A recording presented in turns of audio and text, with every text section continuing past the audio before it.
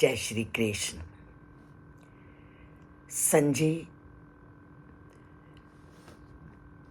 धृतराष्ट्र को युद्ध स्थल का एक एक दृश्य उनके सामने वर्णन करते हैं और उस दृश्य को वर्णन करते हुए अंत में वो धृतराष्ट्र को कहते हैं कि जब मैंने उस पूरे विवरण को आपको सुनाया तो मेरे शरीर पूरी तरह से रोमांचित हो उठा। मेरा अंग अंग उस प्रसन्नता का अनुभव करके मेरे रोंगटे खड़े हो गए। क्यों? जब भी कोई दिव्य शक्ति का आप अनुभव करते हो या अलौकिक ज्ञान का आप अनुभव करते हो तो कितनी प्रकार की अनुभूतियां हमारे अंदर होती हैं। और जिसने उस परम पिता परमात्मा की उस अलौकिक रूप को देखा, उसको उनके शरीर को के रोंगटे खड़े होना स्वाभाविक था। और वही स्थिति संजय की थी। उन्होंने जब अर्जुन और श्री कृष्ण के बीच में हुए संवाद को पूरी तरह से सुना और श्री कृष्ण के विराट रूप को जब देखा तो धृतराष्ट्र को बोलते हैं कि उनके इस रूप को और इस कथन को सुन करके मेरा अंग अंग रोमांचित हो उठा है। और आगे क्या कहते हैं वो धृतराष्ट्र को? वो धृतराष्ट्र को आगे कहते हैं, राजन संस्मृतये संस्मृतये संवादम इदम अद्भुतम केशव अर्जुनयो पुण्यम हृष्यामि चा मुहुर्मुहुर। उन्होंने ये तो पूरी तरह से स्पष्ट कर दिया कि जब मैंने इन दोनों के संवाद को सुना तो मुझे अद्भुत आनंद की प्राप्ति हुई।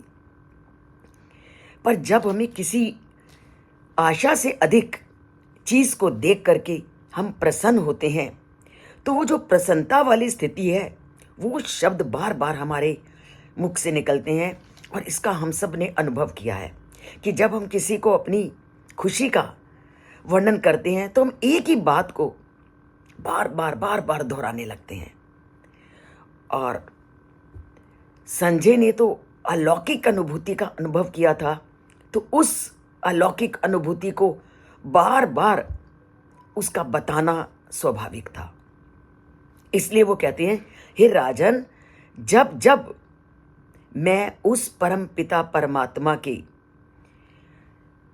उस रूप को और श्री कृष्ण और अर्जुन के बीच में हुए इस संवाद को सुनता हूं तो उनका ये जो संवाद था वो मुझे चकित करने वाला था। वो कहता कि जैसे ही मैं अब सोच रहा हूं कि उनके बीच में ये संवाद हुआ था तो उस पूरी स्थिति को अनुभव करके उसको याद करते ही मैं पूरी तरह से रोमांचित हो उठता हूं।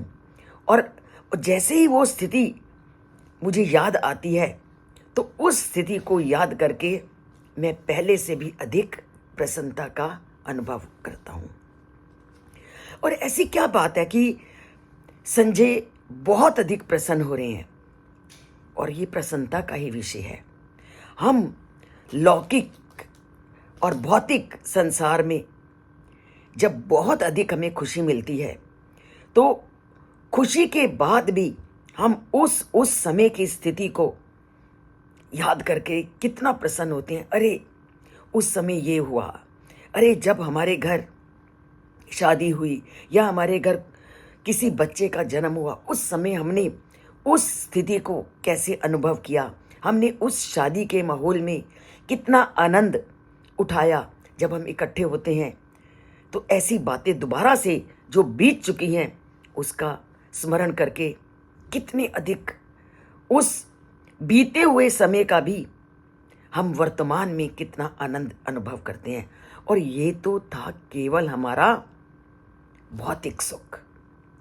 और जिस भौतिक सुख जो पहले बीत चुका है उसको अगर हम सब परिवार के लोग जब इकट्ठे होते हैं और उस अनुभव को जब हम दोबारा आपस में बांटते हैं तो पूरी उस स्थिति का अनुभव करके हम वर्तमान में उस पुरानी स्मृतियों के आधार पर भी प्रसन्न होते हैं। तो फिर जिसने तो आध्यात्मिक अनुभूति की है उसका तो बार बार प्रसन्न होना स्वाभाविक है। तो जब भौतिक सुख हमें इतनी अधिक वर्तमान में भी आनंद देता है पुरानी स्मृतियां, तो जिसने आध्यात्मिक अनुभूति का आनंद प्राप्त किया है तो आध्यात्मिक अनुभूति तो उसको कितना आनंद दे रही होगी, ये केवल वही जान सकता है जिसने उस आध्यात्मिक अनुभूति का अनुभव किया है। हम और आप जैसे लोग तो अभी इससे कोसों दूर हैं। हम तो अभी उस आध्यात्मिकता के पथ की ओर ही नहीं बढ़े। तो आध्यात्मिक अनुभूति क्या होती है, ये तो जब हम उस मार्ग पे चलेंगे और उसकी जब हम प्राप्ति करेंगे तो उस समय हमें कितने आनंद की प्राप्ति होगी ये हम तभी बता सकते हैं। पर उसका हिस्सेदार कौन बने? संजय ने उस आध्यात्मिक अनुभूति को प्राप्त किया तो संजय का तो प्रसन्न होना, आनंदित होना स्वाभाविक था, क्योंकि जो आध्यात्मिक अनुभूति है, जैसा सुना, जैसा हमने पढ़ा, उसके आधार पर क्या है, वो सांसारिक सुखों से कई गुणा है। ये जैसे आपको मालूम वैसे मुझे मालूम कि जिसको ये आध्यात्मिक अनुभूति होती है वही इन चीज़ों का वर्णन करता है कि वो आध्यात्मिक अनुभूति संसारिक सुखों से कई गुणा अधिक आनंद प्रदान करने वाली है और संसारिक सुखों से अधिक संतोष को प्रदान करने वाली है। वही कि जब हमें इसकी प्राप्ति होगी तभी हम इसका अनुमान लगा सकेंगे कि आध्यात्मिक अनुभूति का आनंद कैसा होता है। पर अभी भी जब हम उस परम पिता परमात्मा से अपना हमने नाता जोड़ना शुरू किया और जोड़ रहे हैं, तब भी हमें एक अलौकिक आनंद की प्राप्ति होती है। और बहुत अच्छा लगता है जब हम उनकी बातों को किसी से सुनते हैं या उनकी बातों को हम लोगों तक भेजते हैं या किसी ऐसी सभा में बैठते हैं जहाँ उन्हीं के विषय में चर्चा होती है, तो भी हमें आनंद की प्राप्ति और संतुष्टि का अनुभव तो होता ही है।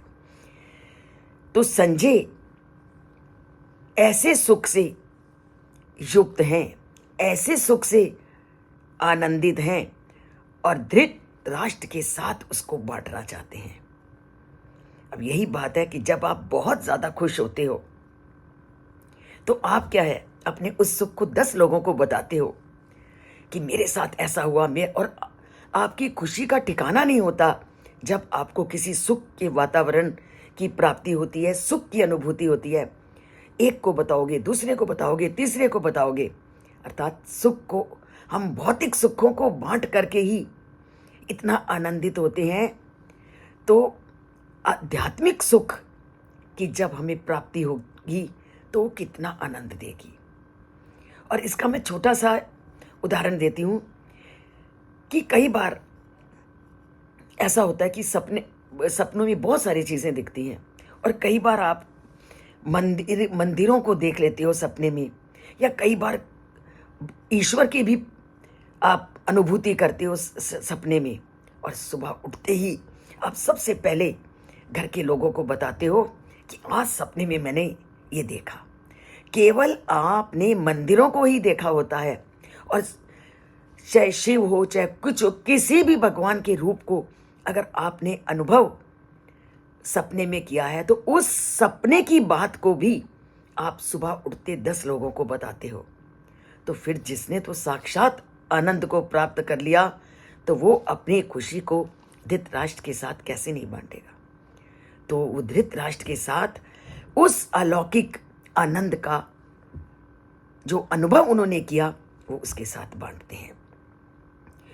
तो अद्भुत संवाद को ध्यान में रख करके और उसको याद करते हुए उसे दिव्य आनंद की अनुभूति हो रही है। जिससे इस ग्रंथ में जो वर्णन किया गया है ज्ञान की प्रतिष्ठा और भगवान की लीला, जिसका संजय क्या है, साक्षी थे, वो दिव्यता उन्होंने प्रकट की कि मैंने उस परम पिता परमात्मा के उस दिव्य स्वरूप को प्राप्त किया। संसार में कुछ भी मुश्किल नहीं है, हर चीज प्राप्त की जा सकती है और हर चीज हमारे अच्छी सोच, हमारे अच्छे कर्म और हमारा वाणी पर अगर नियंत्रण हो जाए तो हम असंभव को भी संभव कर सकते हैं और दुर्लभ को भी आसानी से प्राप्त करने योग्य बना सकते हैं। और ये बिल्कुल सत्य है कि अगर हमने मन, वचन और कर्म पर नियंत्रण कर लिया तो किसी चीज को पाना हमारे लिए मुश्किल नहीं। इन तीनों को सुधार लिया तो जीवन को सुधार लिया। तो सुधारते हैं अपने जीवन को, उस परम पिता परमात्मा से नाता जोड़ते हैं और कर्म करते हुए, संसारिकता का कर्तव्य निभाते हुए मन, वचन, कर्म से उस परमात्मा से कभी अलग नहीं होना। संसारिकता के जो कर्म हैं वो भी निभाएंगे और मन, वचन, कर्म को सदा उस परमात्मा से जोड़ेंगे ताकि उसके साथ, उनके साथ हमारा रिश्ता जुड़े और हमें भी संजय जैसे उस आध्यात्मिक मार्ग पर चलने का और उस आनंदमय वातावरण की अनुभूति करने का अवसर प्राप्त हो। यही हमारी एक कामना है कि हम भी संजय जैसे आध्यात्मिक ज्ञान की अनुभूति करें और जीवन को सार्थक करें। तो चलते हैं, सब मिलकर प्रयत्न करते हैं, आध्यात्मिक ज्ञान की सीढ़ी पर चढ़ते हैं और उस परम पिता परमात्मा से ये प्रार्थना करते हैं कि जैसे आप सब पर कृपा करते हो, हम पर भी कृपा करो और उस आध्यात्मिकता से हमें भी जोड़ो।